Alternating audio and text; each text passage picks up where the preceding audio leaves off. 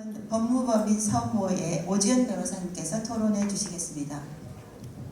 예, 소개받은 오지은 변호사입니다. 저는 일단 서울 시내에 있는 대학병원 중환자실에서 4년 6개월 정도 인턴 간호사로 근무를 하다가 이제 변호사 자격을 취득하게 됐고요. 앞서 주제 발표와 토론하신 분들의 내용 들어보면서 이 법이 있었다면 제 재직 기간이 좀 더 연장되었을까 잠깐 생각을 해봤다가 피해자로서 연장할 수 있었지 않았을까 하는데 당시에 제가 5년 차였으니까 가해자가 돼서 아마도 그만두었을 거라는 동일한 결론에 이르렀습니다. 현재 제가 다루고 있는 사건들이 의료와 관련된 재반 사건, 의료기관 내에서의 분쟁 상황들, 특히나 의료인들이 연루되는 각종 분쟁 상황에 대한 재반 사건에 대해서 상담도 하고 송무도 하고 뭐 필요하면 합의도 하고 여러 가지 업무들을 하고 있는데요.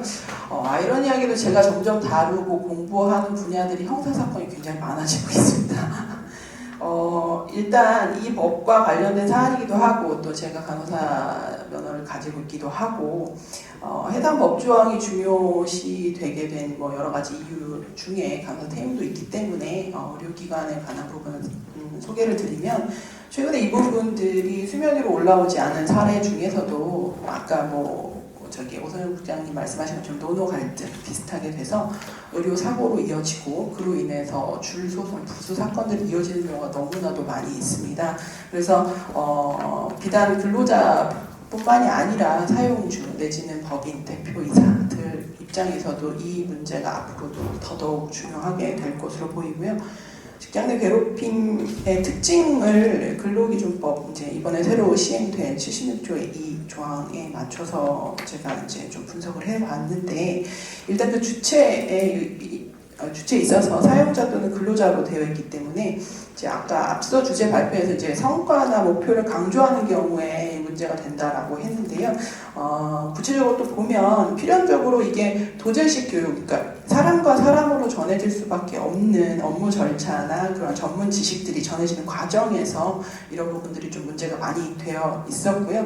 이런 분야일수록 특징이 그 한 사람이 가진 경험이나 기술 그리고 그 사업장에서 갖는 가치가 좀 큰 경우가 대부분입니다. 그래서 이 부분을 경시하고 이 부분을 그냥 방치해놓고 큰 문제로 이어졌을 때 결국에는 이제 근로자가 그만두고 그 근로자가 가진 전문적인 기술과 지식이 사장돼버린 실제로 이제 보건의료에서 특히나 간호사들의 타직, 재직 기간이 짧아짐으로 인한 전문성 약화 부분이 사회적으로 문제가 되고 있다고 생각되는데요. 그런 특징이 있고 또 이제 이것이 직장 내에서의 지위나 관계 등의 우위를 이용하여라고 되어 있고 또 업무상 적정 범위를 넘는 부분에 있어서 문제가 되는데 반대로 생각해 보면 그런 업무상 적정 범위 내의 것이라고 규정이 됐을 경우에는 이것이 악결과가 존재함에도 불구하고 아무런 피해 보상이나 손해 보전이 이루어지지 않는 상황을 저희가 상정을 해볼 수가 있습니다. 이런 부분들이 이제 업무상 적정 범위를 넘는다는 조항이 들어간 이유가 업무상 필요로 하는 부분이 어느 정도는 있기 때문인데요. 문제는 이제까지는 그거에 관한 구체적인 구별이 없었지만 업무상 적정 범위 내에 업무를 시행하심에 있어서 또는 그런 것들을 서로 교육하고 교육을 주고받으심에 있어서 개인의 인격적인 측면이 결합되는 것이 중요하다고 저는 생각을 합니다.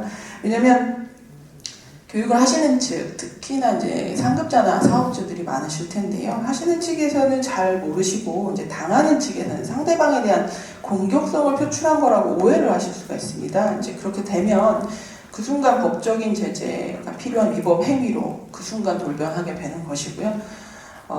다른 근로자에게 신체적 정신적 고통을 주거나라는 이제 조항 내 문구가 있는데 이런 경우 아까 말씀드린 것처럼 그것이 정말로 피해인지 업무상 적정 범위를 넘은 것인지 여부에 대해서 규정하기 전 단계에 관해서 그 조항에서 규정하고 있습니다. 이를테면 그것이 적정 범위 내에 있는지 여부가 확인되지 않는다 하더라도 일단은 그 상황을 중단시키도록 하고 있고요. 그 이후에 이제 그것이 정말로 피해 상황이라고 확인된 이후에는 그 전 단계와 조금 다른 조치들이 이루어지고 있는 걸 조항 내에서 확인하실 수 있을 겁니다. 이것이 시사하는 바가 뭐냐면 피해 근로자라고 주장하시는 측이 실제로 법적으로 이 문제를 다퉈봤을 때 피해가 법적으로 인정이 안 될 경우가 있다는 부분이고요. 그 과정에서 만약에 이것이 피해라고 주장을 했고 조사를 했는데 이후에 피해가 아닌 것으로 규명된 경우에 그 과정에서 만신창이가 되는 건 피해자, 가해자, 그 사업장의 분위기 모두 마찬가지. 그러니까 한 개인이 정신적으로 취약한 부분이 있어서 소위 말해서 마음의 상처를 쉽게 맞는 스타일이라 하더라도 그런 스타일의 한 개인 근로자가 어떠한 사고로 인해서 정신장애, 아까 뭐 우울증, 뭐 PTSD, 적응장애 뭐 여러 가지 질환들이 소개됐는데요.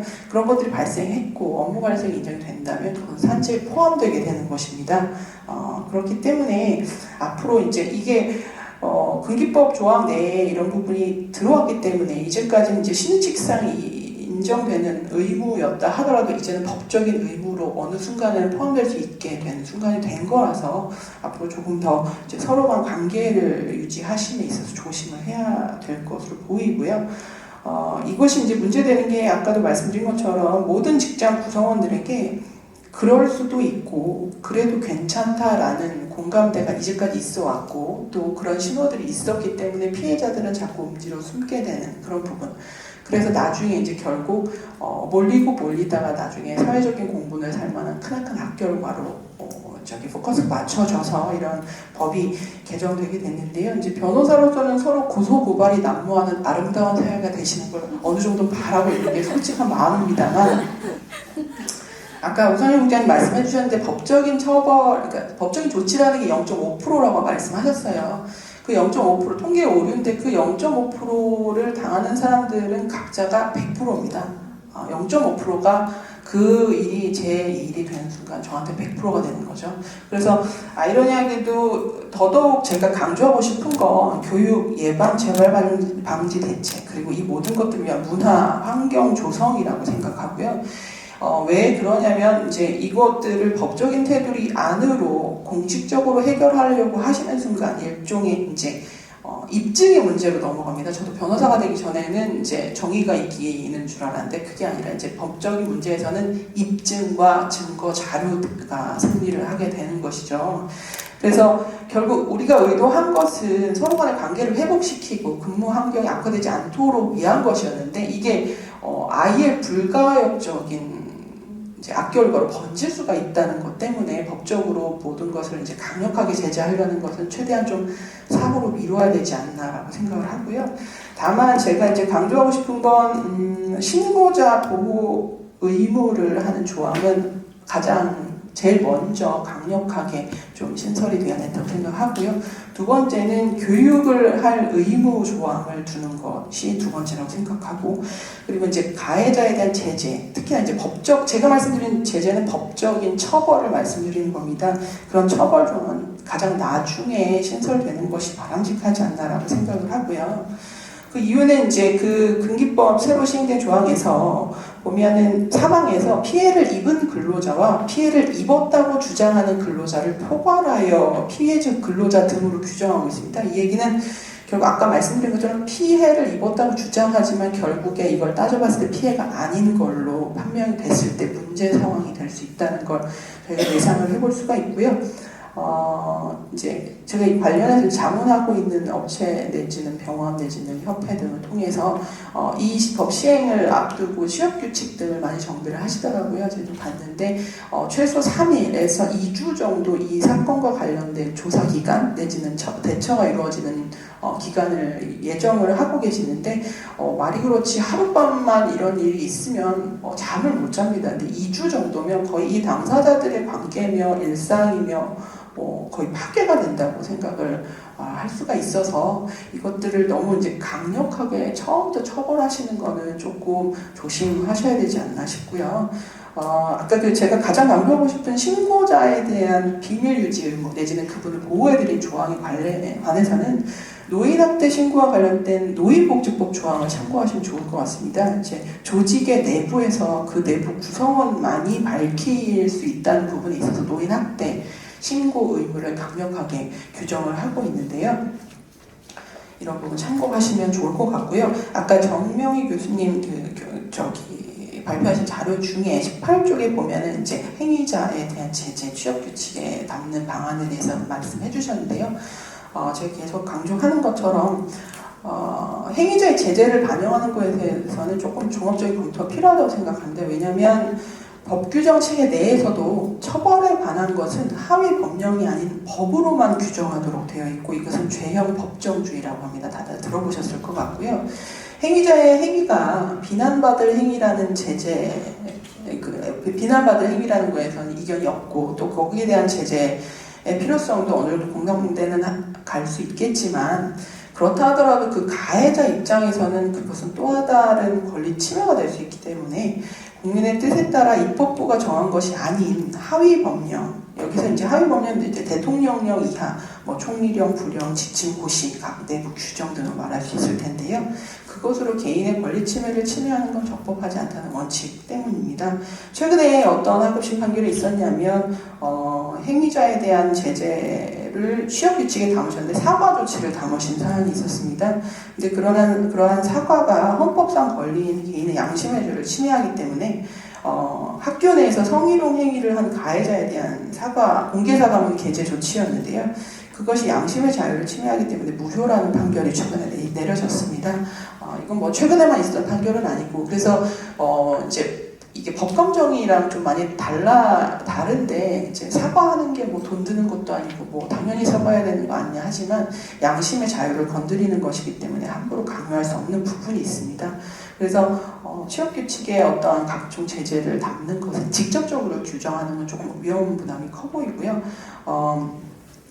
사용자의 이제 효율적인 대처 측면에서 참고하실 만한 법은 이제 감정노동자보호법인 산업안전보건법 시행령 25조의 7을 참고하시면 될 것 같습니다. 그 내용이 뭐냐면 고객의 폭언 등으로 인한 건강장애 예방 조치로서 이제 회사 측에서 관할 수사기관 또는 법원에 증거 서류를 제출하는 등 고객 응대 근로자 등이 폭언 등으로 인해서 고소고발, 손해배상 청구를 하는 데 필요한 지원을 사업주가 하도록 하는 취지의 조항입니다.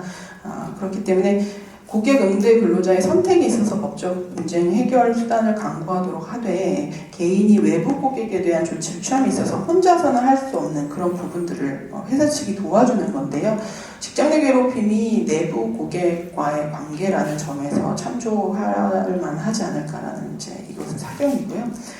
재발 방지를 위한 교육의 필요성 부분에서 제가 이제 보건관리자들께서 아마도 이제 교육에 관한 부분들 고민이 많으실 텐데 좀 제안하고 싶은 것은, 아직은 제재 규정이 없는 것이 현실이지만 교육을 하심에 있어서 아직 행위자에 대한 강력한 처벌 조항이 없다라는 부분을 강조하시는 방향의 교육보다는 행위자에 대한 처벌 내지 제재 등이 근로기준법 이외의 다른 법들을 통해서 얼마든지 가능하다. 그러니까 우리 서로 조심하자라는 취지가 바람직한 것으로 보이고요.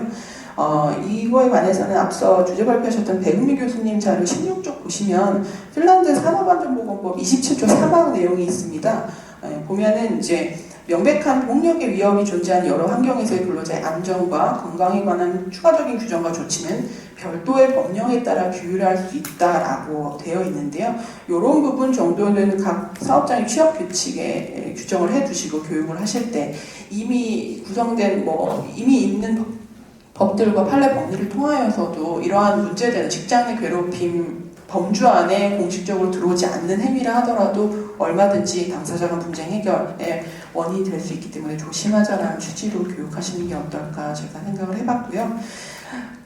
가장 큰 우려는 사실 그 괴롭힘 행위자가 사용자가 되시는 경우인 것 같아요. 이제 실제로 저도 이 부분에 관해서 자문과 상담을 많이 받고 있는데, 이 부분에 있어서는 사용자의 안전 배려 의무로 포섭해서 생각하는 게 가능하지 않을까 생각해보고 있습니다.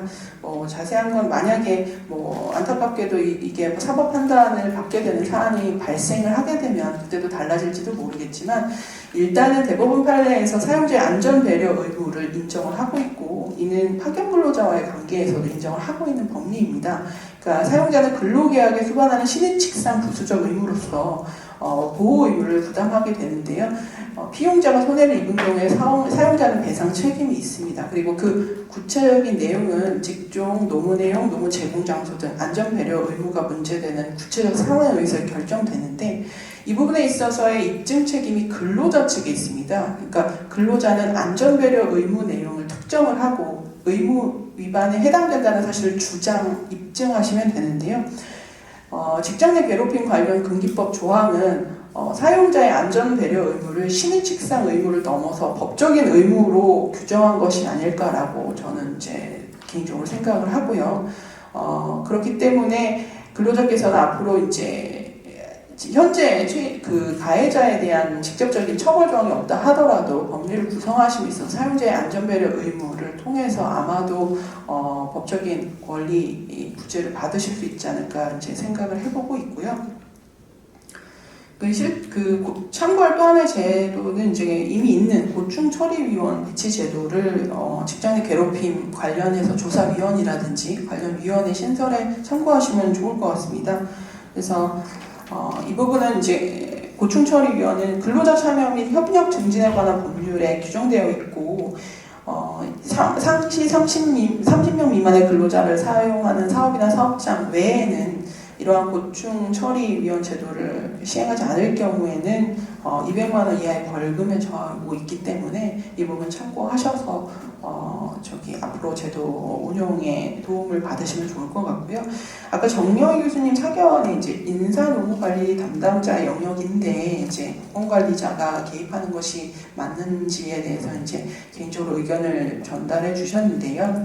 아직은 이것이 이제 예방, 재발 방지 교육이 강조돼야 되는 초기 단계이기 때문에 아직까지는 이제 보건관리자께서 담당하시는 게 적합하다고 저는 개인적으로 생각을 하고요.